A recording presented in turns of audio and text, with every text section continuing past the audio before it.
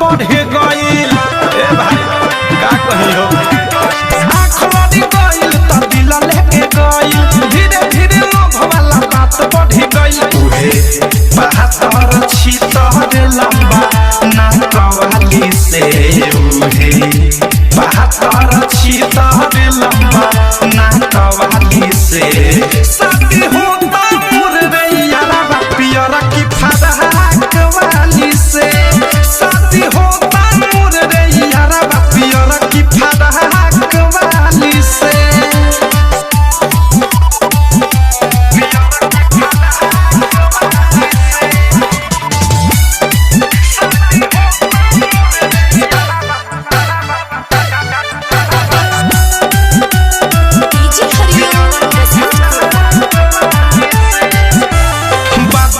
Final बियाह वाला जब से होता गुदगुदी रे भाई हमारा तब से एकदम हुदुदी धइले रहता रे भाई।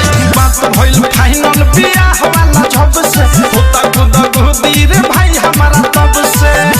जुरल कनेक्शन उहे धाका वाली से जुरल कनेक्शन उहे धाका वाली से शादी होता पियर की फराक वाली से शादी होता मुरैया पियर की फराक वाली से।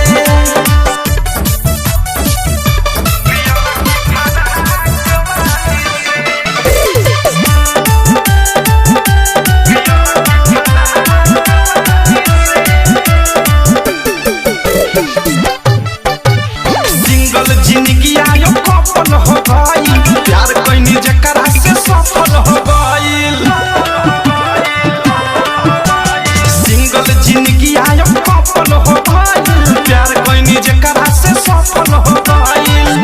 प्रेमियों से राइटर थारू ताखवाली से मीठू मिसाइल अनुराग ताखवाली से शादी होता पियर की फराक वाली से शादी होता मुरैया पियर की फराक वाली से।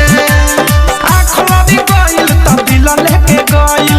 धीरे धीरे लोभ वाला बात बढ़ गइल। उहे बहत्तर छितर